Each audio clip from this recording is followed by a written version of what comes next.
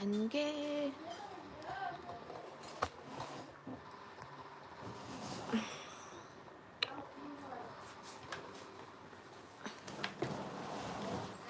मेरी आशिकी अब तुम ही हो तुम ही हो तुम ही हो मेरा मर्ज भी चैन भी कहीं mummy सेบอก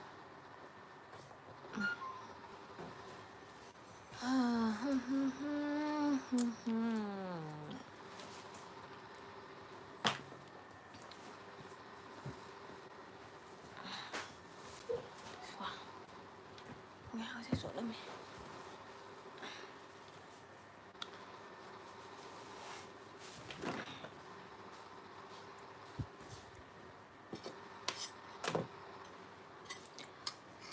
Hi Rukaya Kaino hai Hello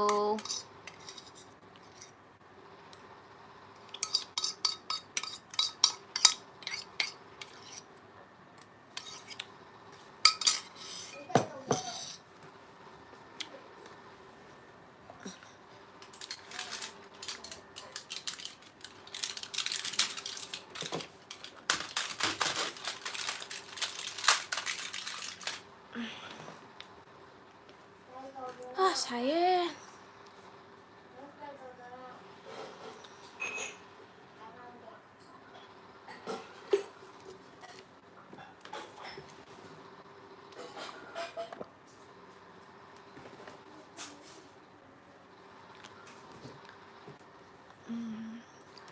khangau de ga jai no ising dai ne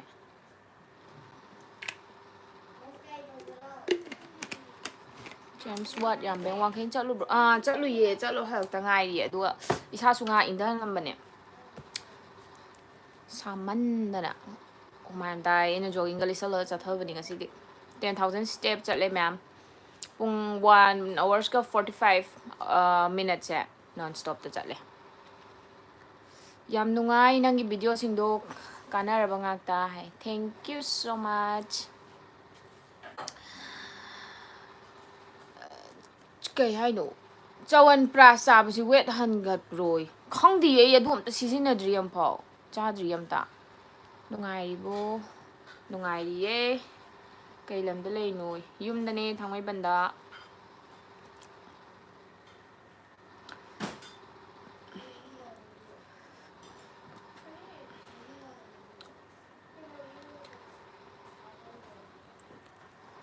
sum isa indan boy na sum live tawrok pane blog su thagalakani ma'am blog su namme thau cha ro ge tawbane aduga ne akhumana ne ye nam thongjalame do mu cha sandore hare hare phare dan ya de ba ko ju haw buji moina ne thongjalla adi ko cha da ngam de ba do yi chicken chap de kem kai plate ti ko chicken yam cha ba ya weight loss ho ge diabetes ho ge chicken na dum nuki gi cha ba ngam di chaw hai ne do khoi di torbot ka thongi ngasi di khuman thong mi ji torbot ka thong ba yen jar me ma du pressure cooker da kam de ai je phuri chu mang ga loi chole isa ji ngak na ingda halaga ne amu iru doin fit check hai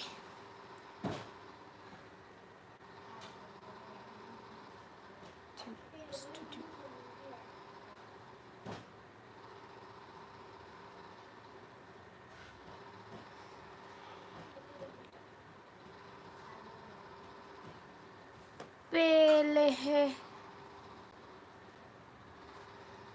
Nam chak chana bo dinner ngan tong na bro dinner ngan tau se ai nga ngai na jara jara kum mi jong i thanda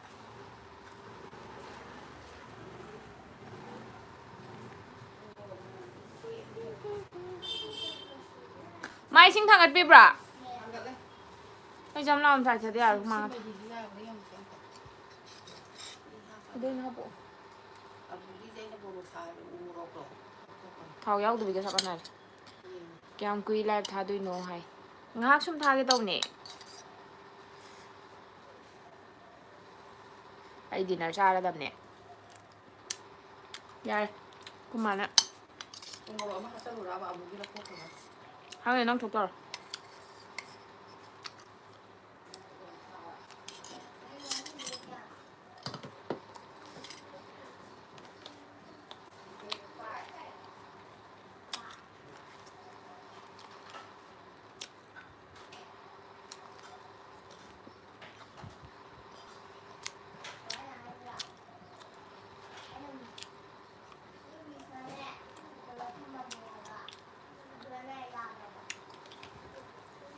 mayam ngarangi blog su yeng biyo ba mina khalle ba weight loss tau ba na sa diabetes tai mina khoi lifestyle yam boring oire kem chaning ba cha ba phangje khalle ba do khoi nyam pam nei je sa nung cha ba sina chane hau ba ja hoi athum hau gi budi cha de ko athum ba do da de ana lo cha ba ai da ma amu mu se hapta am da ko amu ra kai mu cha ga dum 5-6 days sim de pa na strict diet tau bi ba ko phan cha ba sa ba seng dok pa pam thau ra diabetes ta ga du na ga kem kai ba ja na te ko aduna kem ta ki bi ga no chasalo ya ba sing do khar khar munna tabiyo yeng biyo do ga ko sa je ithanda ne ba ina wa ka chat li je ko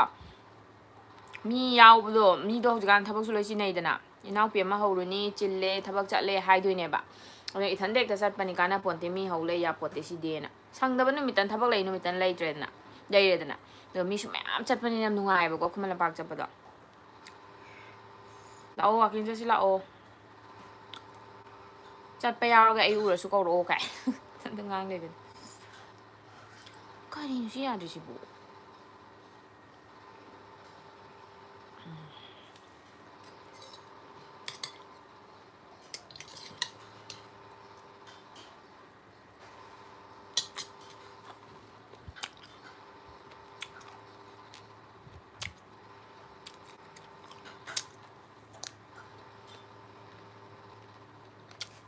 Hello, Haris Pukrambam. Sai na ngang ba si ro.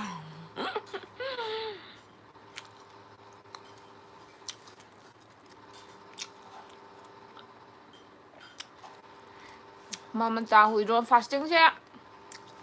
Kyam kuin dau ya ge. Fasting se ngam mi ge dau biyo. Adom ya re adu ga ne. Ha eng ko khoi pura kun si sa ang na le na tin na le ta na hing ge hai ta di ko. Intermittent fasting je fazana tawbi ba fasting manung da mahi je fazana thakbi ba thakpa yai ha ba sing je ko asom na ne ai si pot se kuina season na ga pot ama any mahi aina thakpa yai ko le uli du da ko ke ma kai be leite punchi chu pa season na ba da loina ma ko ado taw da bu som na ga ai di dietitian makti na te doctor makti na te da na ko aduna ki tar ga su ne samna ga ki tar ga su ne poto ama do thau hung gumba season ba khara mu le paga to pa phai ha ba mu season ba fain tar makhan season na hona bi bu ko dum fasting su adum 16 hours intermittent fasting di dam punsi ju pa loina bangam tar ga di sa yam ti na phani khale diabetes patient na maru ina ko aduga weight loss mi tawning ba sing na su ko adumaina phajana tawhaninge ai intermittent fasting 16 hours ai hen mangam dra su Haris Pukrambam che karai dagi no ai thangmai bandai ne Haris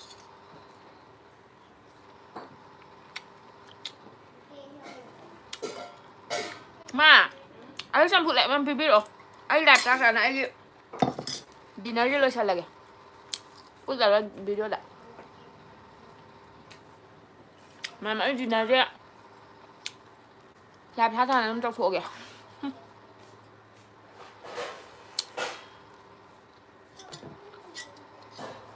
dinner ai si man si kan kha cha ne dum cham phut chi ga ya re lo de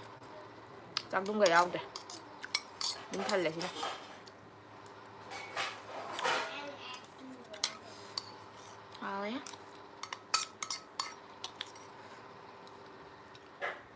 mẹ mày đi xem mày đi ai sao thật cái pam giờ mi này bọc sao vậy tụi mi này số nhưng sao hậu cũng mà làm hai bọc ai tin nào vậy là hay đã sao số mà sao số rồi ấy này nè đúng tan đó nè có cái này đâu ai đi mukbang tàu cái đó mi đi nè thế ai na ai cái channel sẽ han hàng học cái na mukbang channel rồi na hàng ấy bọc video anh hôm thằng cái làm ấy bạ ಅದು ದಸು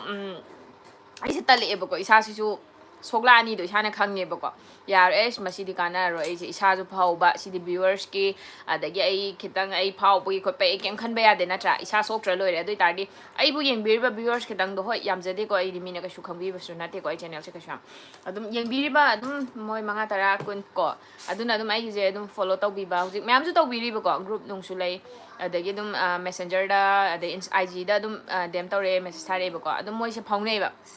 ado aduni ma'am viewers ki khanba de aduna ina haksang sok taba haksang so oi daba sigum base oina tawre ꯑꯩꯒꯤ ꯊꯥꯡꯒꯩꯁꯦꯡꯅ ꯈꯤꯇꯪ ꯑꯗꯨꯝ ꯍꯥꯞꯄꯤꯔꯣꯕ ꯇꯣꯔꯕꯣꯠ ꯃꯌꯥꯝꯗꯣ ꯈꯜꯂꯒ ꯁꯤꯗꯁꯨ ꯆꯝꯐꯨꯠꯁꯨ ꯃꯌꯥꯝ ꯂꯩꯔꯦ ꯑꯗꯨꯃꯥꯏꯅ ꯍꯥꯡꯈꯤꯕꯅꯤ where are you from sister ꯑꯩ ꯀꯩꯅꯣꯗꯩꯅꯦ ꯁꯪꯉꯣꯏꯕꯅꯤꯗ ꯌꯥꯔꯦ ꯈꯥꯎ ꯌꯥꯝ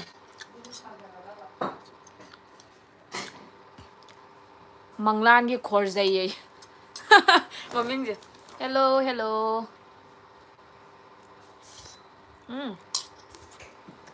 ꯍꯥꯎ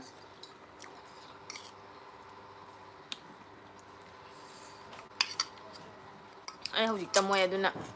ꯃꯨꯛꯕꯥꯡ ꯆꯦꯅꯦꯜꯒ ꯍꯥꯡꯉꯤꯁꯤꯡꯗꯣ ꯑꯩ ꯀꯤꯖꯔꯛꯏꯉꯣ ꯃꯣꯏꯒꯤ ꯈꯟꯕꯗꯀꯣ ꯃꯣꯏꯁꯦ ꯑꯁ ꯇꯨꯡꯗ ꯁꯣꯛꯇꯤ ꯁꯣꯛꯂꯛꯀꯅꯤꯀꯣ ꯃꯣꯏ ꯆꯥꯏ ꯃꯌꯥꯝꯗꯤ ꯈꯟꯕꯗ ꯀꯤ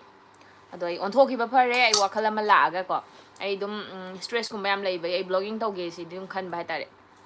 ꯑꯗꯩ ꯋꯥ ꯉꯥꯡꯕ ꯈꯣꯠꯄꯁꯤꯁꯨ ꯈꯔ ꯑꯗꯨꯝ ꯄꯥꯝꯖꯩꯌꯦꯕꯀꯣ ꯁꯦꯡꯅ ꯍꯥꯏꯔꯕꯗ ꯑꯗꯨꯅ ꯋꯥ ꯉꯥꯡꯕꯁꯦ ꯌꯥꯝ ꯇꯟꯗꯕꯅꯤ ꯑꯩ ꯕ꯭ꯂꯣꯒꯤꯡꯒꯨꯝꯕꯁꯦ ꯑꯗꯨꯝ ꯍꯥꯟꯅꯗꯩ ꯑꯩꯅ ꯇꯧꯗꯤ ꯇꯧꯅꯤꯡꯉꯒ ꯑꯗꯨꯝ ꯇꯣꯛꯄ ꯑꯗ ꯍꯟꯗꯛꯇꯨ ꯏꯔꯥꯡ ꯀꯨꯏꯅ ꯂꯩꯕꯗꯨꯗ ꯑꯗꯨꯝ ꯑꯩ ꯇꯧꯒꯦ ꯑꯗꯨꯝ ꯀꯥꯏꯅ ꯁꯨꯝ ꯈꯜꯂꯛꯄꯅꯦꯕꯀꯣ ꯁ꯭ꯇ꯭ꯔꯦꯁꯀꯨꯝꯕ ꯂꯩꯕ ꯁꯨꯝ ꯐꯩꯗꯅ ꯏꯁꯥꯗꯣ ꯁꯨꯝ ꯐ꯭ꯔꯤꯗ ꯂꯩꯃꯜꯂꯁꯨ ꯃꯤꯁꯦ ꯉꯥꯎꯋꯤꯗꯅꯀꯣ ꯑꯗꯨꯗꯨꯒꯤꯅꯦꯕ ꯑꯗ ꯑꯩꯅ ꯃꯨꯛꯕꯥꯡꯒꯤ ꯇꯧꯔꯝꯕꯗꯒꯤ ꯁꯨꯃꯥꯏꯅ ꯊꯣꯛ ꯂꯥꯎꯅ ꯊꯣꯛꯑꯦ ꯃꯁꯤꯗꯤ ꯚ꯭ꯌꯨꯋꯔꯁ ꯌꯥꯝꯒꯦꯔꯥ ꯌꯥꯝꯃꯣꯏꯒꯦꯔꯥ ꯍꯥꯏꯗꯤ ꯁꯨꯝꯕ ꯆꯦꯅꯦꯜꯁꯤꯗꯤ ꯑꯅꯥꯕ ꯗꯥꯏꯕꯦꯇꯤꯁ ꯅꯥꯕ ꯑꯗꯒꯤ ꯋꯦꯠ ꯂꯣꯁꯀꯤ ꯑꯣꯏꯕ ꯃꯤ ꯈꯔ ꯈꯛꯅ ꯁꯨꯝ ꯌꯦꯡꯕꯤꯕ ꯋꯥꯅꯦꯕ ꯁꯨꯝ ꯏꯆꯦ ꯏꯌꯥꯝꯕ ꯏꯕꯨꯡ ꯑꯗꯩ ꯀꯀꯥꯒꯨꯝꯕꯁꯨ ꯃꯌꯥꯝ ꯍꯥꯏꯔꯛꯑꯦ ꯑꯗꯨꯝ ꯑꯗꯨꯃꯥꯏꯅ ꯈꯔ ꯌꯦꯡꯕꯤꯕ ꯋꯥꯅꯦ ꯑꯗꯨꯒ ꯃꯨꯛꯕꯥꯡ ꯑꯇꯩꯒꯤ ꯑꯗꯨꯗꯤ ꯚ꯭ꯌꯨꯋꯔꯁꯀꯁꯦ ꯌꯥꯝꯃꯤꯗ ꯉꯣꯝ ꯁꯔ ꯆꯥꯕꯗꯗꯣ ꯑꯗꯨꯒꯤ ꯈꯜꯂꯨ ꯌꯥꯗ꯭ꯔꯕ ꯑꯩꯁꯦ ꯏꯁꯥ ꯌꯥꯝ ꯁꯣꯛꯑꯗꯕ ꯑꯗꯨꯒꯤꯅꯤ ꯃꯣꯃꯤꯇꯥ ꯁꯤꯡꯍꯥ ꯆꯦ ꯂꯥꯏꯚ ꯊꯥꯔꯛꯄꯁꯦ ꯌꯥꯝꯅ ꯅꯨꯡꯉꯥꯏ ꯑꯩ ꯆꯦꯗ ꯋꯥꯔꯤ ꯈꯔ ꯍꯪꯒꯦ ꯍꯥꯏ ꯍꯪꯉꯣ ꯁꯤ ꯂꯥꯏꯚꯇꯨ ꯑꯗꯨꯝ ꯋꯥꯔꯤ ꯁꯥꯟꯅꯕ ꯌꯥꯏꯌꯦ ꯑꯩꯁꯨ ꯗꯤꯅꯔ ꯇꯧꯅꯅꯦ ꯑꯗꯨꯝ ꯂꯥꯏꯚ ꯊꯥꯔꯛꯏꯁꯦ ꯑꯩ ꯄꯨꯡ 8:30 ꯑꯗꯨꯋꯥꯏꯗ ꯑꯃꯨꯛ ꯕ꯭ꯂꯣꯛ ꯊꯥꯒꯠꯂꯛꯀꯅꯤ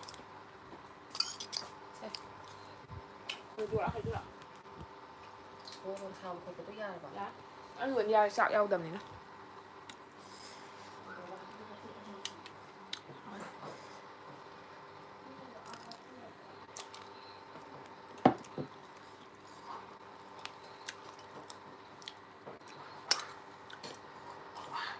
ꯃꯌꯥꯝ ꯇꯣꯔꯕꯣꯠ ꯑꯩꯈꯣꯏꯅ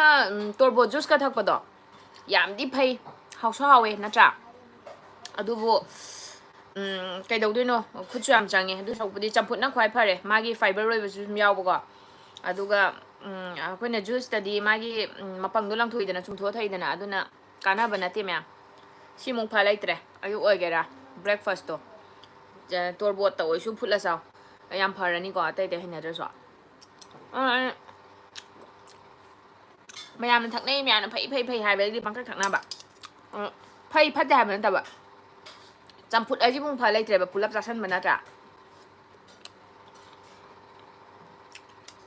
ꯑꯗꯨꯅ ꯇꯣꯔꯕꯣꯠ ꯑꯃꯗꯤ ꯁꯨꯡꯋꯥ ꯋꯥꯠꯇ꯭ꯔꯦ ꯑꯗꯨꯒ ꯋꯦꯠ ꯂꯣꯁ ꯇꯧꯕ ꯃꯤꯒꯤ ꯑꯣꯏꯅꯗꯤꯅꯦ ꯀꯩꯅꯣ ꯇꯧ ꯃꯥꯏꯔꯦꯟ ꯆꯝꯐꯨꯠꯀꯗꯣ ꯌꯥꯝ ꯆꯥꯎ ꯃꯥꯏꯔꯦꯟ ꯋꯦꯠ ꯂꯣꯁ ꯌꯥꯝ ꯀꯥꯟꯅꯕꯅꯦ ꯑꯗꯨꯕꯨ ꯗꯥꯏꯕꯦꯇꯤꯁ ꯄꯦꯁꯦꯟꯒꯤꯗꯤ ꯌꯥꯗ꯭ꯔꯦꯀꯣ ꯑꯩ ꯋꯦꯠ 90 ꯑꯗꯨꯅ ꯅꯪ ꯋꯦꯠ 90 ꯂꯩꯕ ꯀꯩꯗꯧꯔꯕ ꯇꯣꯔꯕꯣꯠꯇꯤ ꯋꯥꯠꯇꯦ ꯑꯩꯒꯤ ꯚ꯭ꯌꯨꯋꯔꯁ ꯑꯩꯒꯤ ꯏꯃꯥꯟꯅꯕꯤꯅꯁꯨ ꯄꯤꯕꯤꯔꯛꯑꯦ ꯏꯅꯥꯎꯄꯤ ꯕꯕꯤꯇꯥꯅꯁꯨ ꯄꯤꯕꯤꯔꯛꯈ꯭ꯔꯦ ꯑꯩ ꯌꯨꯇ꯭ꯌꯨꯕꯇꯒꯤ ꯊꯦꯡꯅꯖꯕꯅꯦ ꯑꯗꯩ ꯑꯩ ꯏꯃꯥꯟꯅꯕꯤ ꯁꯣꯅꯤꯌꯥꯅꯁꯨ ꯄꯤꯕꯤꯔꯛꯈ꯭ꯔꯦ ꯃꯥꯁꯨ ꯑꯩꯒꯤ ꯌꯨꯇ꯭ꯌꯨꯕꯀꯤ ꯁꯕꯁꯀ꯭ꯔꯥꯏꯕꯔꯅꯦ ꯍꯧꯖꯤꯛꯇꯤ ꯂꯣꯏ ꯇꯤꯟꯅꯔꯦ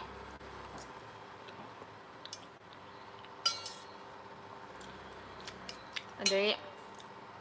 ꯌꯥꯝ ꯅꯨꯡꯁꯤꯕ ꯂꯩꯗ ꯆꯦ ꯄꯤꯇꯦꯁꯣꯔꯤ ꯀꯥꯏꯅ ꯊꯧꯕꯥꯜꯗꯒꯤ ꯑꯩꯒꯤ ꯆꯅꯥ ꯆꯥꯎ ꯀꯥꯏꯅ ꯂꯨꯄꯥ 500ꯒ ꯀꯥꯞꯄꯤꯔꯛꯇꯣꯏꯅꯣ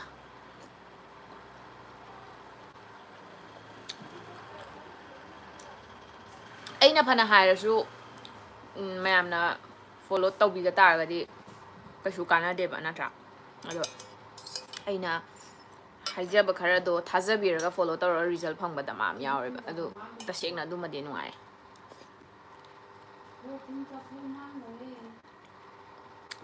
ꯖꯤꯔꯥ ꯋꯥꯇꯔ ꯊꯛꯏꯕ ꯌꯥꯕ꯭ꯔꯣ ꯅꯥꯏꯠꯇꯅ ꯖ꯭ꯋꯥꯏꯟ ꯋꯥꯇꯔ ꯊꯛꯏꯕ ꯌꯥꯏꯌꯦ ꯑꯗꯣ ꯑꯩꯒꯤ ꯑꯣꯏꯅꯗꯤ ꯁꯨꯃꯥꯏꯅꯗꯤ ꯍꯥꯏꯅꯤꯡꯉꯦꯕꯀꯣ ꯅꯪ ꯋꯦꯠ ꯂꯣꯁꯀꯤ ꯑꯣꯏꯅꯗꯤ ꯑꯌꯨꯛꯇ ꯖꯤꯔꯥ ꯊꯛꯏꯗꯣ ꯊꯛꯑꯣꯕꯀꯣ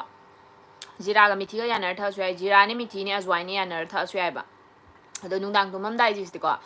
ꯖꯤꯟꯖꯔꯒꯨꯝꯕ ꯍꯦꯟꯅ ꯄꯥꯅꯤ ꯖꯤꯟꯖꯔꯁꯦ ꯃꯣꯔꯅꯤꯡꯗ ꯊꯛꯑꯁꯨ ꯌꯥꯏꯕ ꯑꯗꯣ ꯕꯦꯠ ꯇꯥꯏꯝ ꯗ꯭ꯔꯤꯡꯁꯤꯗꯤꯀꯣ ꯑꯩꯅ ꯁꯦꯝꯈꯤꯕꯗꯣ ꯑꯗꯨꯃꯥꯏꯅ ꯕ꯭ꯂꯦꯛ ꯄꯦꯄꯔꯒꯨꯝꯕꯒ ꯈꯔ ꯍꯥꯞꯄꯒ ꯁꯤꯅꯃꯟꯒꯨꯝꯕꯒ ꯍꯥꯞꯄꯒ ꯖꯤꯟꯖꯔꯒ ꯍꯥꯞꯄ ꯑꯗꯨꯃꯥꯏꯅ ꯐꯨꯠꯄꯤꯗꯣ ꯑꯗꯨꯅꯗꯤ ꯍꯦꯟꯅ ꯐꯅꯤ ꯈꯜꯂꯦꯕꯀꯣ ꯕꯦꯠ ꯇꯥꯏꯝ ꯗ꯭ꯔꯤꯡꯁꯦ ꯑꯗꯨꯃꯥꯏꯅ ꯑꯣꯏꯅ ꯊꯛꯑꯣ ꯅꯠꯇ꯭ꯔꯒꯅ ꯑꯗꯨꯝ ꯀꯩꯅꯣꯗꯣ ꯂꯣꯇꯁ ꯇꯤꯒꯨꯝꯕꯗꯣ ꯑꯩꯈꯣꯏꯅ ꯇꯨꯝꯕ ꯌꯥꯗꯕ ꯈꯣꯠꯇꯕꯗꯁꯨ ꯌꯥꯝ ꯀꯥꯟꯅꯩꯕꯀꯣ ꯂꯣꯇꯁ ꯇꯤꯒꯨꯝꯕꯁꯨ ꯊꯛꯑꯣꯕ ꯆꯝꯐꯨꯠ ꯃꯍꯤ ꯇꯥꯔꯦ ꯃꯌꯥꯝ ꯁꯥꯎꯔꯦ ꯋꯥ ꯉꯥꯡ ꯊꯥꯕꯗ ꯂꯩꯔꯁꯨꯅꯣ ꯌꯥꯔꯦ ꯑꯩ ꯆꯥꯅꯤꯡꯗ꯭ꯔꯦ ꯌꯥꯝ ꯈꯥꯔꯦ ꯑꯗꯨ ꯉꯝꯗ꯭ꯔꯦ ꯑꯩ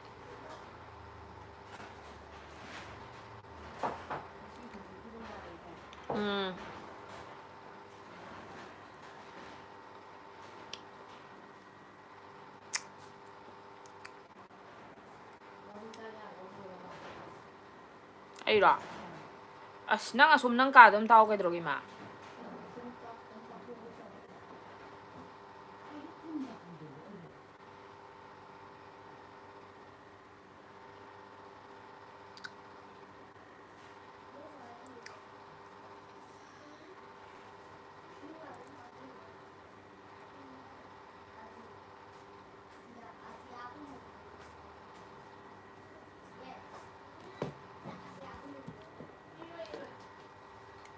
ꯃꯣꯔꯅꯤꯡ ꯗ꯭ꯔꯤꯡ ꯑꯃꯇ ꯍꯥꯏꯕꯤꯔꯛꯑꯣ ꯃꯣꯔꯅꯤꯡ ꯗ꯭ꯔꯤꯡꯁꯦ ꯑꯗꯨꯅꯦ ꯅꯪ ꯑꯗꯨꯝ ꯖꯤꯔꯥ ꯊꯩꯗꯣ ꯑꯗꯨꯝ ꯊꯛꯑꯣ ꯅꯪ ꯍꯩꯅꯩꯗꯣ ꯐꯩꯅꯦ ꯖꯤꯔꯥ ꯊꯤ ꯄꯥꯟꯕꯅꯦꯍꯦ ꯐꯕꯅꯦ ꯂꯥꯏꯅꯥ ꯑꯇꯩ ꯑꯇꯣꯞꯄ ꯁꯨꯝ ꯐꯗꯣꯏꯅꯦ ꯖꯤꯔꯥꯗꯣ ꯑꯗꯨꯝ ꯊꯛꯑꯣ ꯃꯣꯔꯅꯤꯡꯗꯅ ꯅꯪ ꯍꯩꯅꯩꯗꯣ ꯅꯪ ꯍꯥꯟꯅꯗꯩ ꯊꯛꯏ ꯄꯣꯠꯇꯣ ꯑꯗꯨꯝ ꯊꯛꯑꯣꯕꯀꯣ ꯑꯗꯨꯒ ꯕꯦꯠ ꯇꯥꯏꯝ ꯗ꯭ꯔꯤꯡꯁꯇꯣ ꯑꯗꯨꯅ ꯑꯗꯨꯃꯥꯏꯅ ꯊꯛꯑꯣꯕ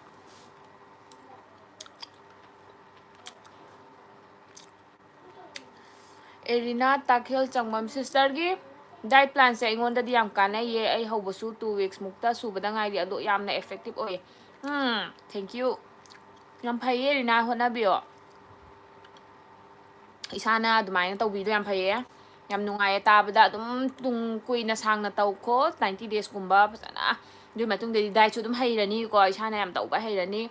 ꯑꯗꯩ ꯃꯌꯥꯝ ꯑꯃ ꯆꯥꯁꯜꯂꯨꯔꯁꯨ ꯑꯦꯁ ꯑꯩ ꯆꯥꯁꯜꯂꯨꯔꯦ ꯑꯗꯨꯗꯨ ꯀꯣꯛꯇ ꯂꯥꯛꯑꯅꯤ ꯌꯥꯝ ꯍꯩꯔꯅꯤꯕ ꯗꯥꯏꯠ ꯇꯧꯕꯗꯣꯀꯣ ꯀꯨꯏꯅ ꯁꯥꯡꯅ ꯇꯧꯔ ꯑꯗꯨꯃꯥꯏꯅ ꯇꯧꯕꯤꯌꯣ ꯇꯥꯕꯗꯁꯨ ꯌꯥꯝ ꯅꯨꯡꯉꯥꯏ ꯊꯥꯡꯁꯥꯕꯝ ꯇꯃꯥꯗꯦꯕꯤ ꯆꯦ ꯑꯩꯗꯤ ꯊꯥꯏꯔꯣꯏꯗ ꯂꯩꯌꯦ ꯂꯩꯕꯁꯦ ꯆꯤꯟꯖꯥꯛꯁꯦ ꯀꯩꯀꯩ ꯆꯥꯕ ꯌꯥꯗꯕꯒꯦ ꯁꯤ ꯑꯃꯨꯛꯇꯪ ꯇꯥꯛꯄꯤꯌꯣ ꯑꯗꯣ ꯑꯩꯁꯦ ꯋꯦꯠ ꯂꯣꯁꯁꯨ ꯇꯧꯅꯤꯡꯉꯦ ꯑꯩ ꯋꯦꯠ 72 ꯂꯩ ꯀꯩꯅꯣ ꯇꯃꯥ ꯗꯦꯕꯤ ꯅꯪ ꯀꯩꯅꯣ ꯇꯧꯋꯣ ꯑꯗꯨꯝ ꯋꯦꯠꯇꯣ ꯑꯗꯨꯝ ꯑꯩꯅ ꯆꯥꯔꯤꯕꯁꯦ ꯑꯩꯒꯤ ꯗꯥꯏꯠ ꯄ꯭ꯂꯥꯟꯁꯦ ꯑꯗꯨꯝ ꯐꯣꯂꯣ ꯇꯧ ꯅꯁꯥꯗꯣ ꯀꯪꯊꯔꯛꯑꯒꯅꯦ ꯏꯁꯥꯗꯣ ꯄꯥꯊꯔꯛꯑꯒ ꯑꯗꯨꯝ ꯊꯥꯏꯔꯣꯏꯗꯇꯤ ꯑꯗꯨꯝ ꯐꯕꯅꯦ ꯑꯗꯨꯒ ꯑꯖꯋꯥꯏꯟ ꯋꯥꯇꯔꯒꯨꯝꯕꯗꯣ ꯊꯛꯑꯣꯕꯀꯣ ꯑꯖꯋꯥꯏꯟꯗꯣ ꯑꯗꯨꯝ ꯃꯣꯔꯅꯤꯡꯗ ꯊꯛꯅꯕ ꯍꯣꯠꯅꯕꯤꯌꯣ ꯌꯥꯝ ꯐꯕꯅꯦ ꯑꯖꯋꯥꯏꯟꯒ ꯃꯤꯊꯤꯒ ꯌꯥꯅꯒꯦꯔꯥ ꯑꯗꯨꯃꯥꯏꯅ ꯇꯧꯔꯒ ꯑꯍꯨꯝꯃꯛ ꯌꯥꯅꯔꯒ ꯊꯛꯑꯁꯨ ꯌꯥꯏꯀꯣ ꯑꯖꯋꯥꯏꯟꯅꯦ ꯖꯤꯔꯥꯅꯦ ꯃꯤꯊꯤꯅꯦ ꯌꯥꯅꯔ ꯈꯔ ꯈꯔ ꯃꯤꯛꯁ ꯇꯧꯔꯒ ꯑꯩꯒꯤ ꯕ꯭ꯂꯣꯛꯇꯁꯨ ꯍꯥꯞꯈꯤꯕꯅꯦꯕ ꯑꯗꯨꯃꯥꯏꯅ ꯑꯝꯇ ꯊꯛꯑꯣ ꯌꯥꯝ ꯐꯅꯤ ꯑꯗꯨꯝ ꯅꯪ ꯊꯥꯏꯔꯣꯏꯗꯇꯣ ꯑꯗꯨꯝ ꯋꯦꯠ ꯂꯣꯁ ꯍꯟꯊꯈꯤꯕꯒ ꯑꯗꯨꯝ ꯐꯒꯅꯤ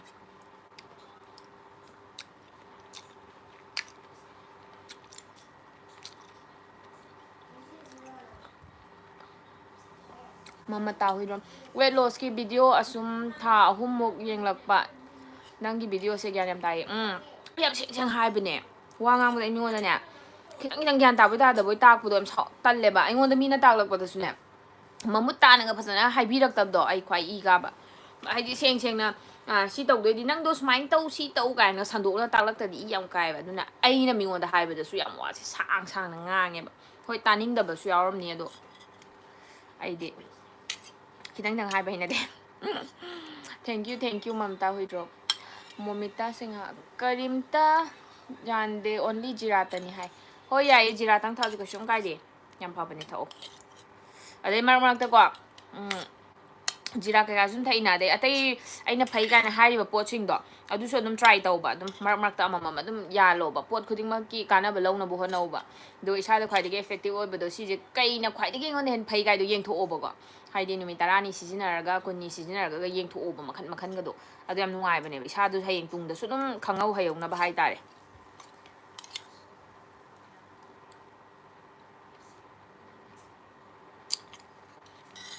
ꯇꯤꯚꯤꯒꯤ ꯊꯧꯅꯥ ꯌꯥꯝ ꯂꯩꯕꯤꯅꯦ ꯅꯪꯁꯦ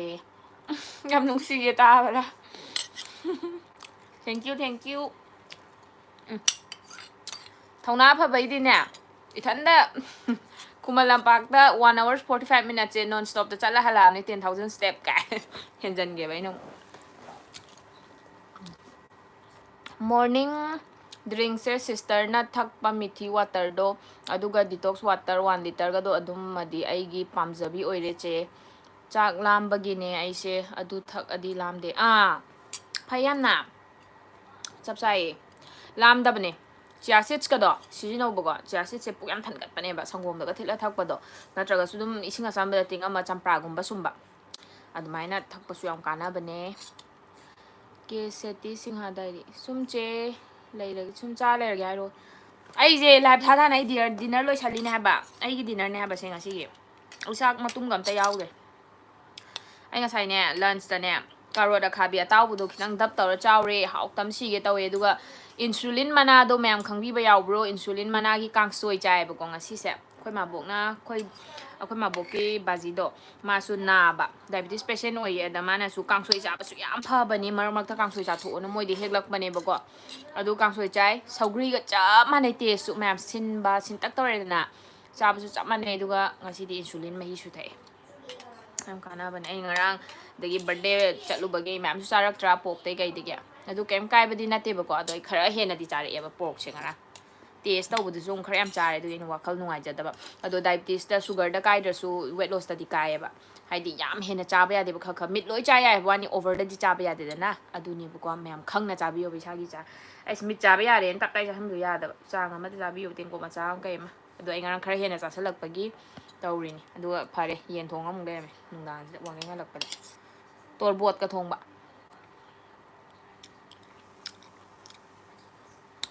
ai di che gi video yam nungai nya jam yengi aduga follow tawini hai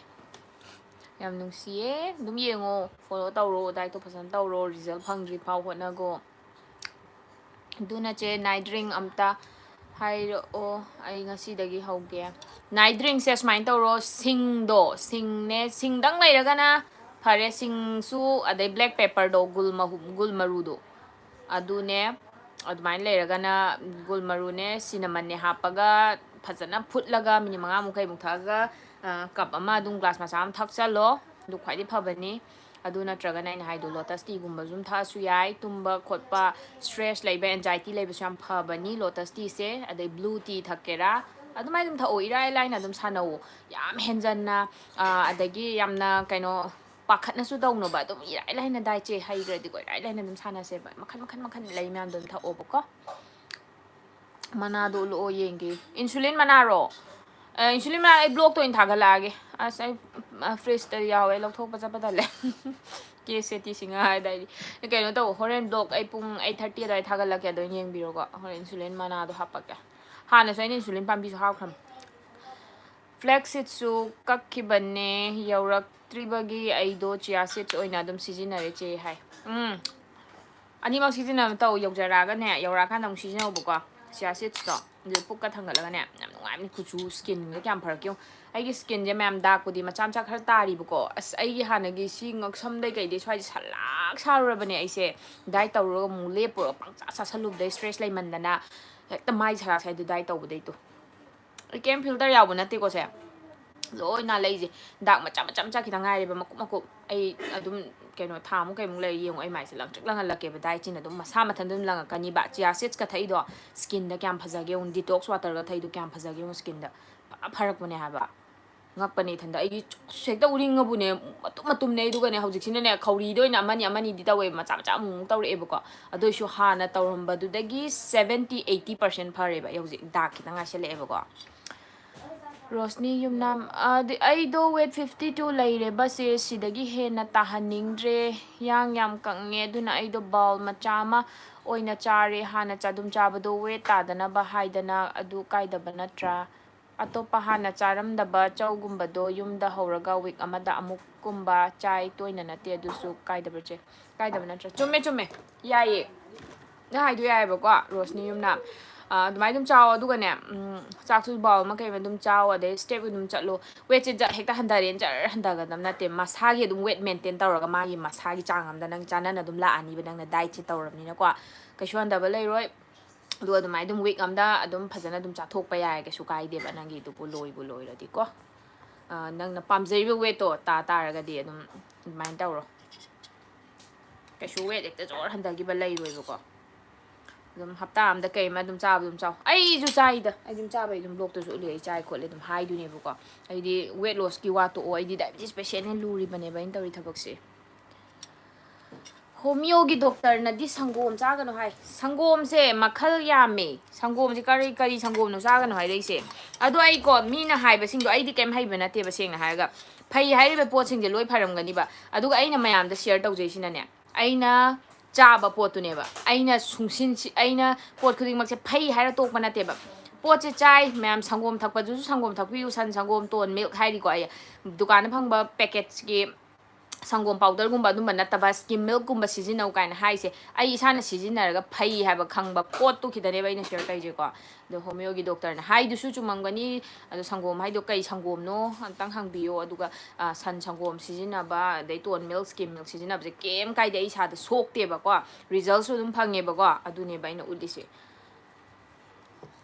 arena तागल skin गी ओइनादी चे मचुगा संगोमगा नाइटा थकपदुसु फजन काने चे औ गाना बने याम गाना बने फबने दुदो स्किन दंगी वा नते अतैदसु याम फय दुदो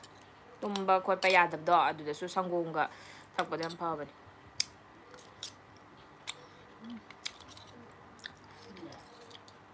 चनेसिएच ngasina ahan bane siska thengnabse subscribe tawjakhrabane hai okay thank you so much aine blog thagatade ekta talleba dai tawbuse panga sasaleba aduge handak amu blog toin thagate na sa nu khara sasaleba ko usokumba su chagreba adu naina thawam chagramni na mu blog se nungti gi namaga ai asamba sa de ade wakhanda lakpa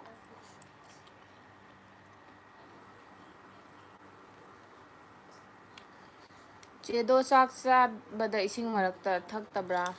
sak sari kan ising thakpa yadabra ising da bai gu mem thakchan dia ising do kitang kitang adum kitang good lang thakpa kasu kai de da phun si do saru mi sung thak thakta haina basu lai bane ba ko ai di haina de ising yam thae adum marakta kitang kitang thae ado ai si bok da ne blog number gi ne blog ai sorry live tawbagi ne yam tappa bane sai je sa bam thui aduga ye pum pum yam yot kalleba yam kup kum saigandeba ado weight loss tawning ba mina ne chaba matam da ne akoina chari pos yam kup kup na kuina sairaga phajana mamut tar kan de yosalo haibane ba adu tar de tumba khotpa du yam ngamena ado ai dine pum pum me ga yot ki ba haidi targa dum gut dum lo sange do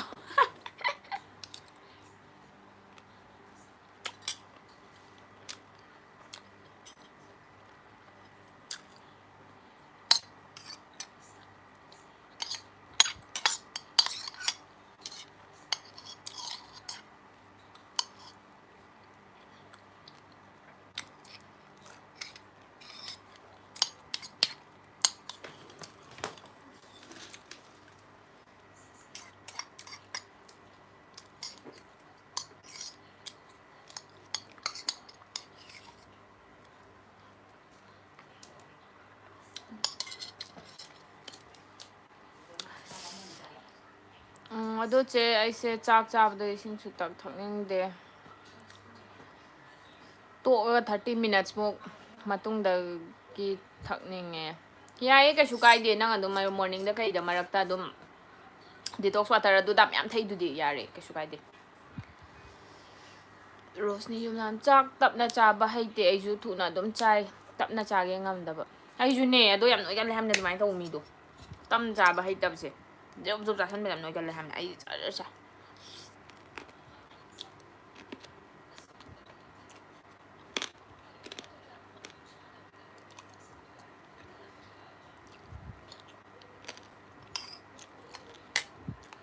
maru ya kwa maru câu câu san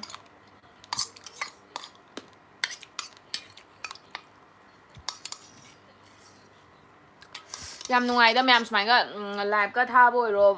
blogging ga taw bose ko amaro nem nungai stress lai bam phai ba ko nga sum myam ro wari sa ga ai ga khang ba khara ga sum share taw bose khang de yam nungai stress ka loi ga thank you myam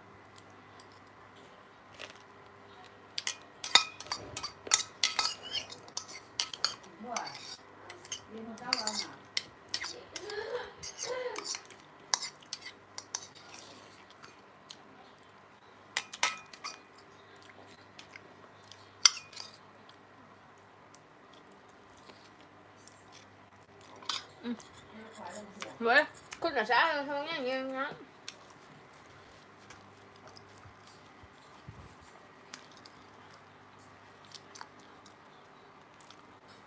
Chị khăn nó khắp rồi. Anh nuôi khắp bên khá. Nuôi tăng nuôi khắp đồng tôi. Ai đi anh hai chị này ai xem. Sumai lên là vũ long còn bằng ngâm mì bạ hợp tam đó. Cảm nói cắn mà mì nè vậy chị.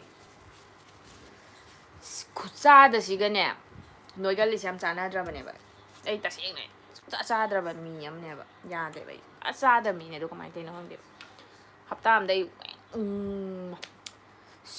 ꯃꯥꯏꯒꯁꯤꯗꯤ ꯁꯨꯝ ꯆꯥꯎꯔ ꯅꯣꯏꯔꯝꯃꯤꯅ ꯃꯥꯏ ꯁꯤꯕꯨ ꯄꯨꯔꯥ ꯍꯟꯊꯔꯝꯁꯦ ꯖꯣ ꯂꯥꯏꯟꯗꯁꯨ ꯂꯥꯛꯑꯕꯅꯤ ꯆꯥꯅꯦ ꯁꯦꯁ ꯅꯣꯡꯃꯗ ꯏꯁꯤꯡ ꯀꯌꯥꯝ ꯊꯛꯇꯣꯏꯅꯣ ꯏꯁꯤꯡ ꯊꯛꯄꯒꯤ ꯇꯥꯏꯃꯤꯡ ꯂꯩꯕ꯭ꯔꯥ ꯁꯦꯁ ꯋꯦꯠ ꯃꯦꯟꯇꯦꯟ ꯇꯧꯕꯁꯦ ꯍꯥꯏ ꯏꯁꯤꯡꯁꯦ ꯌꯥꯝꯅꯁꯨ ꯑꯗꯨ ꯑꯗꯥ ꯍꯧꯖꯤꯛꯀꯥꯟꯗꯤ ꯃꯈꯟ ꯃꯈꯟꯗꯤ ꯍꯥꯏꯕꯅꯤ ꯏꯁꯤꯡ ꯊꯛꯄꯒꯤ ꯆꯥꯡ ꯈꯪꯉꯨ ꯑꯗꯒꯤ ꯀꯩꯅꯣ ꯇꯧ ꯇꯥꯏꯃꯤꯡ ꯈꯥꯏꯗꯣꯛꯎ ꯑꯗꯨ ꯇꯧ ꯍꯥꯏꯕꯅꯤ ꯑꯗꯣ ꯍꯥꯏꯕ ꯋꯥꯅꯤ ꯃꯤ ꯀꯩꯁꯨ ꯀꯩꯅꯣ ꯐꯣꯂꯣ ꯇꯧ ꯉꯝꯗꯕꯅꯦꯕꯀꯣ ꯑꯗꯨꯒ ꯑꯩꯒꯤ ꯑꯣꯏꯅꯗꯤ ꯁꯦꯡꯅ ꯍꯥꯏꯔꯗꯤ ꯑꯩꯗꯤ ꯑꯩꯅ ꯈꯪꯖꯕ ꯍꯥꯏꯇꯥꯔꯦ ꯑꯩ ꯏꯁꯥꯅ ꯁꯤꯖꯤꯟꯅꯕ ꯑꯩꯅ ꯋꯦꯠ ꯂꯣꯁ ꯇꯧꯔꯛꯄꯩ ꯑꯣꯏꯔꯣ ꯗꯥꯏꯕꯦꯇꯤꯁ ꯀꯟꯇ꯭ꯔꯣꯜ ꯂꯥꯛꯄꯩ ꯑꯣꯏꯔꯣ ꯑꯩꯅ ꯇꯧꯕꯁꯦ ꯑꯗꯨꯝ ꯏꯁꯤꯡꯁꯦ ꯅꯣꯡꯃꯗ ꯗꯤꯇꯣꯛꯁ ꯋꯥꯇꯔꯒꯨꯝꯕꯁꯦ 2 ꯂꯤꯇꯔꯁꯀꯨꯝꯕꯗꯤ ꯑꯗꯨꯝ ꯊꯛꯑꯦ ꯑꯗꯒꯤ ꯑꯩꯅ ꯏꯟꯇꯔꯃꯤꯇꯦꯟ ꯐꯥꯁꯇꯤꯡꯗ ꯁꯨꯡꯆꯥ ꯆꯥꯗꯕ 24 hour ꯄꯨꯔꯥ ꯋꯥꯇꯔ ꯊꯦꯔꯥꯄꯤ ꯇꯧꯔꯒꯅꯦ ꯁꯨꯡꯆꯥ ꯆꯥꯗꯕ ꯌꯥꯎꯈ꯭ꯔꯦ 36 hours ꯌꯥꯎꯈ꯭ꯔꯦ ꯑꯗꯨꯒꯤ ꯃꯇꯝꯗꯗꯤ ꯗꯤꯇꯣꯛꯁ ꯋꯥꯇꯔꯁꯦ ꯅꯣꯡꯃꯗ ꯂꯤꯇꯔ 3-4ꯒꯤ ꯆꯥꯡꯁꯦ ꯁꯦꯝꯖꯤꯜꯂꯅꯤꯗꯅ ꯑꯩꯁꯦ 24 hourꯁꯦ ꯋꯥꯇꯔ ꯊꯦꯔꯥꯄꯤ ꯇꯧꯗꯣꯏꯅꯦ ꯍꯥꯏꯇꯥꯔꯗꯤ ꯑꯗꯩꯗꯤ ꯃꯔꯛꯇꯨꯗ ꯏꯁꯤꯡꯗꯪ ꯅꯠꯇꯕꯤꯗꯅꯦ ꯑꯁꯥꯕ ꯃꯌꯥꯝ ꯊꯛꯑꯦ ꯍꯔꯕꯜ ꯇꯤ ꯃꯌꯥꯝ ꯑꯃ ꯊꯛꯑꯦ ꯀꯣꯐꯤ ꯕ꯭ꯂꯦꯛ ꯀꯣꯐꯤ ꯊꯛꯏ ꯁꯨꯝꯕ ꯃꯌꯥꯝ ꯊꯛꯑꯦꯕꯀꯣ ꯑꯁꯥꯕ ꯑꯣꯏꯔꯣ ꯃꯣꯏꯔꯣ ꯑꯗꯩ ꯂꯦꯃꯟ ꯇꯤ ꯑꯣꯏꯔꯣ ꯃꯣꯏꯔꯣ ꯌꯥꯝ ꯊꯛꯑꯦ ꯑꯗꯣ ꯀꯩꯅꯣ ꯇꯧꯗꯦ ꯅꯣꯡꯃꯗ ꯑꯗꯨꯒ ꯑꯩꯈꯣꯏꯅ ꯔꯦꯒꯨꯂꯔ ꯃꯤꯜ ꯆꯥꯔ ꯇꯥꯔꯗꯤꯀꯣ ꯂꯟꯁ ꯗꯤꯅꯔ ꯐꯖꯅ ꯆꯥ ꯇꯥꯔꯗꯤ ꯑꯗꯨꯝ ꯏꯁꯤꯡꯁꯦ ꯗꯤꯇꯣꯛꯁ ꯋꯥꯇꯔꯗ ꯂꯤꯇꯔ 2 ꯑꯗꯨꯒ ꯑꯁꯥꯕ ꯑꯗꯨꯗꯨꯈꯔ ꯊꯛꯄꯗꯣ ꯑꯗꯨꯒ ꯑꯗꯨꯝ ꯂꯤꯇꯔ 3ꯃꯨꯛꯀꯤ ꯆꯥꯡꯗꯤ ꯐꯥꯔꯝꯗꯧ ꯃꯥꯜꯂꯦꯕꯀꯣ ꯑꯩꯅ ꯁꯨꯝ ꯑꯣꯟꯊꯣꯛ ꯇꯥꯔꯒꯗꯤ ꯑꯗꯩ ꯑꯗꯨ ꯊꯛꯄ ꯂꯣꯏꯈ꯭ꯔꯒꯁꯨ ꯑꯗꯨꯝ ꯃꯔꯛꯇ ꯏꯁꯤꯡ ꯑꯗꯨꯝ ꯂꯣꯏꯊꯣꯛꯈ꯭ꯔꯁꯨ ꯑꯗꯨꯝ ꯅꯣꯔꯃꯦꯜ ꯋꯥꯇꯔꯅ ꯑꯗꯨꯝ ꯍꯥꯏꯗꯤ ꯏꯁꯤꯡ ꯈꯧꯔꯥꯡꯉꯛꯄ ꯍꯥꯏꯁꯤ ꯇꯝ ꯉꯝꯗꯦꯗꯅ ꯅꯣꯔꯃꯦꯜ ꯋꯥꯇꯔ ꯑꯗꯨꯝ ꯁꯤꯜꯂꯦꯀꯣ ꯑꯗꯨꯅꯅꯦ ꯇꯥꯏꯃꯤꯡ ꯑꯗꯨꯗ ꯌꯥꯝ ꯇꯧꯕꯤꯔꯨꯅꯨ ꯃꯌꯥꯝ ꯀꯩꯗꯧꯅꯤ ꯑꯗꯨꯝ ꯆꯥꯡ ꯑꯃꯗ ꯊꯛꯐꯝ ꯊꯣꯛꯄ ꯑꯗꯨꯝ ꯊꯛꯄꯤꯌꯣ ꯑꯗꯨꯝ ꯌꯥꯝ ꯀꯥꯟꯅꯕꯅꯦ ꯑꯩ ꯏꯁꯥꯗ ꯐꯪꯕ ꯀꯥꯟꯅꯕꯗꯨꯅꯤꯀꯣ ꯑꯩꯅ ꯃꯌꯥꯝꯗ ꯍꯥꯏꯖꯩꯁꯦ ꯃꯤꯠ ꯆꯥꯛꯀꯖꯔꯦ ꯑꯩꯁꯨ ꯃꯤꯠꯁꯦ ꯌꯥꯝ ꯁꯣꯛꯆꯜꯂꯦ ꯃꯌꯥꯝ ꯌꯥꯗ꯭ꯔꯦ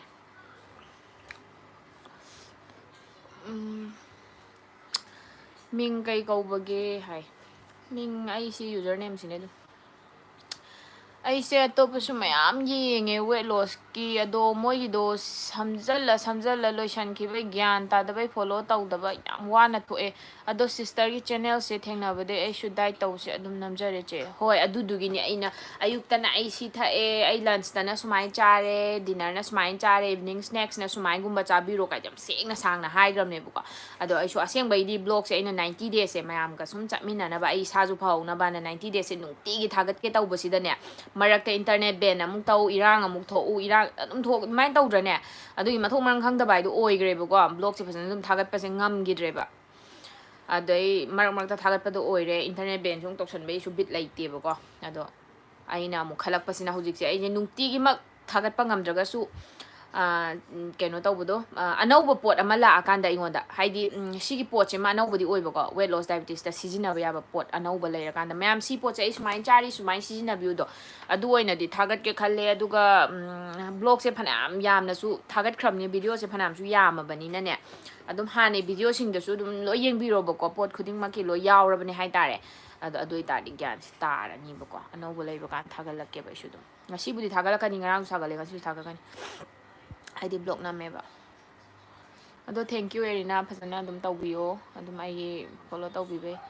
ꯑꯗꯣ ꯑꯩꯗꯤ ꯆꯦꯒꯤ ꯚꯤꯗꯤꯑꯣꯁꯦ FBꯗꯁꯨ ꯌꯨꯇ꯭ꯌꯨꯕꯇꯁꯨ ꯑꯗꯣ ꯁꯦ ꯏꯁꯤꯡꯒꯤ ꯃꯇꯥꯡꯗ ꯑꯝꯇ ꯍꯪꯒꯦ ꯏꯁꯤꯡꯁꯦ ꯑꯩꯅ ꯍꯧꯖꯤꯛ ꯍꯥꯏꯗꯨꯅꯤ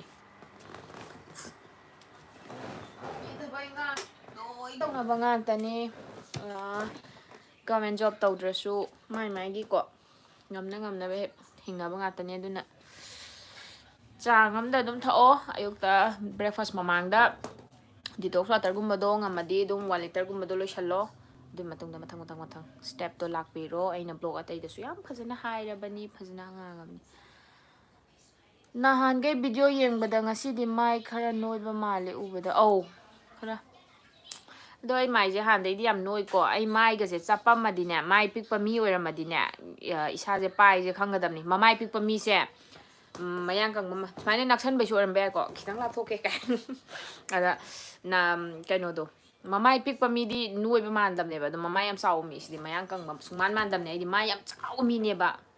ꯃꯤꯅꯅꯦ ꯑꯩꯉꯣꯟꯗ ꯃꯥꯏꯁꯦ ꯆꯥꯎꯋꯤ ꯉꯥꯛꯇꯅꯦ ꯏꯁꯥꯅꯁꯨ ꯈꯪꯉꯦꯕ ꯃꯥꯏ ꯆꯥꯎꯋꯦꯁꯦ ꯑꯗꯨꯒ ꯃꯥꯏꯁꯦ ꯌꯥꯝ ꯅꯣꯏꯕꯗꯣ ꯑꯩꯅ ꯍꯥꯏꯁꯤꯅꯦ ꯑꯩ ꯁꯤ ꯗꯕꯜ ꯆꯤꯟ ꯄꯨꯔꯥ ꯊꯣꯛꯑꯝꯃꯕꯅꯦ ꯁꯤ ꯐꯈ꯭ꯔꯤꯅꯦꯀꯣ ꯑꯗꯣ ꯑꯦꯛꯁꯔꯁꯥꯏꯖꯁꯨ ꯈꯔ ꯈꯔꯕꯨꯗꯤ ꯇꯧꯋꯦ ꯃꯥꯏꯗꯣ ꯑꯗꯨꯝ ꯃꯊꯟꯇ ꯍꯟꯊꯈ꯭ꯔꯤꯅꯦ ꯁꯤꯐꯥꯎ ꯐꯅꯌꯥꯝ ꯄꯤꯛꯁꯜꯂꯕꯅꯤ ꯑꯩꯒꯤ ꯍꯥꯟꯅꯒꯤꯅꯦ ꯐꯣꯇꯣꯒꯨꯝꯕ ꯌꯥꯎꯈꯤꯕꯅꯦꯕ ꯁꯣꯔꯠꯁ ꯚꯤꯗꯤꯑꯣꯗ ꯃꯆꯥ ꯃꯇꯦꯛ ꯃꯇꯦꯛ ꯑꯗꯨꯗ ꯌꯦꯡꯉꯣ ꯑꯩ ꯕꯣꯗꯤꯁꯦ ꯀꯌꯥꯝ ꯅꯣꯏꯔꯝꯃꯒꯦ ꯑꯗꯣ ꯃꯥꯏꯒꯁꯨ ꯅꯣꯟ ꯂꯥꯎ ꯋꯦꯠ ꯃꯦꯟꯇꯦꯟ ꯇꯧꯕꯗ ꯔꯦꯗ ꯇꯤ ꯃꯣꯔꯅꯤꯡꯗ ꯊꯛꯄꯁꯦ ꯀꯩ ꯀꯥꯏꯒꯦ ꯁꯤꯁꯦ ꯀꯩꯝ ꯀꯥꯏꯗꯦ ꯑꯗꯨ ꯆꯤꯅꯤ ꯌꯥꯎꯒꯅꯨ ꯆꯤꯅꯤꯗꯤ ꯌꯥꯎꯒꯅꯨ ꯆꯤꯅꯤꯗꯤ ꯄꯨꯔꯥ ꯋꯦꯠ ꯂꯣꯁ ꯑꯣꯏꯒꯦꯔꯥ ꯗꯥꯏꯕꯤꯇꯤꯁ ꯑꯣꯏꯒꯦꯔꯥ ꯑꯦꯅꯤ ꯆꯤꯅꯤꯁꯤꯗꯤꯅꯦ ꯆꯤꯅꯤꯁꯦ ꯄꯨꯔꯥ ꯄꯣꯏꯖꯟꯅꯤꯀꯣ ꯁꯨꯒꯔꯁꯦ ꯑꯗꯨꯅ ꯆꯤꯅꯤꯁꯤꯃꯗꯤ ꯊꯥꯗꯣꯛꯑꯣ ꯑꯗꯣ ꯅꯣꯏ ꯗꯥꯏꯕꯤꯇꯤꯁꯇꯤ ꯑꯃꯨꯛ ꯈꯣꯏꯍꯤꯁꯨ ꯑꯃꯨꯛ ꯆꯥ ꯌꯥꯗ꯭ꯔꯤꯅꯦꯕꯀꯣ ꯑꯗꯣ ꯋꯦꯠ ꯂꯣꯁ ꯇꯧꯕ ꯃꯤꯅ ꯑꯊꯨꯝꯕ ꯆꯥꯅꯤꯡꯉꯗꯤ ꯈꯣꯏꯍꯤ ꯑꯣꯏꯅ ꯁꯤꯖꯤꯟꯅꯔꯣ ꯑꯗꯨꯅ ꯈ꯭ꯋꯥꯏ ꯐꯔꯦꯀꯣ ꯑꯗꯣ ꯍꯧꯖꯤꯛꯀꯥꯟ ꯌꯥꯝ ꯊꯣꯛꯄꯅꯦ ꯁ꯭ꯇꯦꯕꯤꯌꯥ ꯑꯗꯒꯤ ꯗꯦꯠꯁ ꯑꯗꯨꯝꯕ ꯑꯗꯩ ꯌꯥꯝ ꯊꯣꯛꯄꯅꯦ ꯑꯗꯨ ꯍꯦꯛ ꯁꯤꯖꯤꯟꯅꯕꯤꯔꯣ ꯑꯗꯨꯒ ꯑꯩꯈꯣꯏ ꯆꯤꯅꯤ ꯑꯉꯧꯕꯗꯨꯗꯤ ꯈ꯭ꯋꯥꯏꯗꯒꯤ ꯄꯣꯏꯖꯟꯅꯦ ꯍꯥꯏꯁꯤꯅꯦ ꯑꯗꯨꯅ ꯋꯦꯠ ꯂꯣꯁ ꯑꯣꯏꯒꯦꯔꯥ ꯗꯥꯏꯕꯤꯇꯤꯁ ꯑꯣꯏꯒꯦꯔꯥ ꯑꯃ ꯑꯣꯏꯒꯦꯔꯥ ꯑꯃ ꯑꯣꯏꯒꯦꯔꯥ ꯁꯨꯒꯔꯁꯦ ꯄꯨꯔꯥ ꯀꯛꯀꯗꯕꯅꯤ ꯏꯁꯥꯗꯒꯤ ꯊꯤ ꯐꯠꯇꯦ ꯑꯩꯅ ꯇꯧꯔꯗꯣꯏꯅꯦ ꯆꯦ ꯑꯩꯁꯨ ꯃꯥꯏꯗꯤ ꯄꯨꯔꯥ ꯐꯧꯔꯥꯅꯤꯁꯦ ꯃꯥꯅꯤꯃꯤ ꯃꯥꯏꯁꯦ ꯄꯨꯔꯥ ꯄꯥꯛꯄꯁꯨ ꯅꯠꯇꯦꯕ ꯑꯩꯒꯤꯅꯅꯦ ꯁꯥꯡꯉꯒ ꯆꯥꯎꯕꯗꯣ ꯄꯨꯔꯥ ꯄꯥꯛꯄꯁꯨ ꯑꯣꯏꯗꯕꯅꯦꯕ ꯌꯦꯡꯉꯣꯕ ꯑꯁꯦꯡꯕ ꯎꯔꯁꯨ ꯈꯪꯅꯤꯕ ꯆꯥꯎꯕꯗꯣ ꯑꯗꯨꯅꯤ ꯑꯣꯏꯔꯤꯁꯦ ꯑꯗꯣ ꯏꯁꯤꯡꯁꯦ ꯑꯁꯥꯕ ꯁꯥꯕ꯭ꯔꯣ ꯊꯛꯇꯣꯏꯔꯣ ꯑꯝꯇ ꯍꯥꯏꯕꯤꯔꯛꯑꯣ ꯏꯁꯤꯡꯁꯦ ꯑꯗꯨꯝ ꯅꯣꯔꯃꯦꯜ ꯋꯥꯇꯔꯅꯤ ꯗꯤꯇꯣꯛꯁ ꯋꯥꯇꯔꯗꯤ ꯅꯣꯔꯃꯦꯜ ꯋꯥꯇꯔꯅ ꯁꯦꯝꯕꯅꯤꯗꯅ ꯑꯗꯣ ꯅꯪꯅ ꯉꯝꯖ ꯇꯥꯔꯒꯗꯤ ꯍꯧꯖꯤꯛ ꯋꯤꯟꯇꯔꯁꯨ ꯆꯪꯉꯛꯑꯕ ꯅꯠꯇ꯭ꯔꯥ ꯋꯥꯔꯝ ꯋꯥꯇꯔꯗꯣ ꯌꯥꯝ ꯊꯛꯑꯣ ꯏꯁꯤꯡ ꯑꯁꯥꯕꯁꯤꯁꯨꯅꯦ ꯋꯦꯠ ꯂꯣꯁꯇ ꯐꯖꯅ ꯀꯥꯟꯅꯕꯅꯦ ꯉꯝꯃꯗꯤ ꯊꯛꯑꯣ ꯑꯗꯣ ꯑꯩꯒꯤ ꯑꯣꯏꯅꯗꯤ ꯋꯥꯔꯝ ꯋꯥꯇꯔꯁꯦ ꯀꯌꯥꯗꯤ ꯉꯝꯗꯦ ꯑꯗꯣ ꯏꯪꯊꯝꯊꯥꯗꯕꯨꯗꯤ ꯑꯗꯨꯝ ꯉꯝꯃꯦ ꯑꯗꯨꯒ ꯊꯥꯡꯉꯩ ꯁꯦꯡꯅ ꯆꯥ ꯅꯨꯡ ꯑꯗꯨꯃꯥꯏꯅ ꯍꯔꯕꯦꯜ ꯇꯤ ꯑꯗꯨꯗ ꯊꯛꯈꯤꯕꯅ ꯃꯈꯜ ꯑꯃꯅꯦꯕꯀꯣ ꯏꯁꯤꯡ ꯑꯆꯝꯕꯗꯣ ꯑꯗꯨꯃꯥꯏꯅ ꯊꯛꯇꯦ ꯏꯁꯤꯡ ꯊꯛꯇꯥꯔꯁꯨ ꯁꯤꯡꯒꯨꯝꯕꯒꯗꯣ ꯏꯁꯤꯡꯗꯣ ꯅꯪꯅꯅꯦ ꯑꯁꯥꯕ ꯊꯛ ꯉꯝꯃꯒꯅꯦ ꯏꯁꯤꯡꯗꯣ ꯅꯪꯅ ꯂꯨꯝꯃꯒ ꯊꯛꯇꯣꯏꯅꯤꯗꯅ ꯂꯨꯝꯕꯗꯣ ꯁꯤꯡ ꯃꯆꯦꯠ ꯑꯃ ꯀꯩ ꯑꯃ ꯑꯗꯨꯝ ꯍꯥꯞꯄꯣꯕ ꯌꯥꯝ ꯍꯥꯞꯇ꯭ꯔꯁꯨ ꯑꯗꯨꯅ ꯍꯦꯟꯅ ꯀꯥꯟꯅꯕꯅꯦꯕ ꯏꯁꯤꯡ ꯑꯁꯥꯕ ꯄꯨꯔꯥ ꯆꯝꯅ ꯊꯛꯇꯧ ꯁꯔꯨꯛꯄꯨꯗꯤꯅꯦ ꯁꯤꯡ ꯈꯪꯗꯦ ꯁꯤꯡ ꯍꯥꯞꯀꯦꯔꯥ ꯇꯦꯖꯄꯇꯥ ꯍꯥꯞꯀꯦꯔꯥ ꯑꯗꯨꯃꯥꯏꯅ ꯇꯧꯔꯒ ꯑꯗꯨꯝ ꯀꯥꯟꯅꯕꯗꯣ ꯂꯧꯍꯧꯕ ꯊꯛꯇꯧ ꯂꯩꯔꯕꯅꯤꯅ ꯑꯩꯁꯨ ꯌꯥꯝ ꯁꯥꯡꯉꯦ ꯔꯦꯛꯇꯦꯡꯒꯜ ꯁꯦꯞꯅꯦ ꯆꯦ ꯑꯗꯨꯅꯦ ꯍꯥꯏꯁꯦ ꯃꯥꯏꯅꯦꯅ ꯀꯤꯕ ꯑꯃ ꯌꯥꯎꯋꯦꯕ ꯁꯤ ꯐꯅꯌꯥꯝ ꯐꯔꯝꯅꯦ ꯍꯥꯏꯁꯦ ꯑꯩ ꯁꯤꯒꯗꯤ ꯁꯨꯃꯥꯏꯅ ꯇꯧꯔꯝꯃꯗꯤ ꯗꯕꯜ ꯆꯤꯟ ꯑꯣꯏꯔꯝꯃꯤꯁꯦ ꯃꯥꯏꯁꯦ ꯁꯛꯁꯦ ꯌꯥꯗ꯭ꯔꯦ ꯑꯗꯣ ꯃꯌꯥꯝ ꯑꯩ ꯂꯥꯏꯐꯁꯦ ꯂꯣꯏꯁꯜꯂꯒꯦ ꯑꯩ ꯕ꯭ꯂꯣꯛꯁꯨ ꯊꯥꯒꯠꯇꯣꯏꯅꯦ ꯏꯔꯨꯈꯤꯗꯣꯏꯅꯦ ꯁ꯭ꯇꯦꯞ ꯆꯠꯂꯨꯔ ꯍꯨꯃꯥꯡ ꯁꯧꯔ ꯍꯧꯖꯤꯛ ꯏꯪꯊꯈ꯭ꯔꯦ ꯂꯥꯏꯐ ꯊꯥꯅ ꯗꯤꯅꯔꯁꯨ ꯂꯣꯏꯁꯜꯂꯦ ꯃꯌꯥꯝ ꯑꯩ ꯑꯃꯨꯛ ꯑꯩꯒꯤ ꯕ꯭ꯂꯣꯛꯁꯨ ꯁꯣꯏꯗꯅ ꯌꯦꯡꯕꯤꯌꯣ ꯕꯥꯏ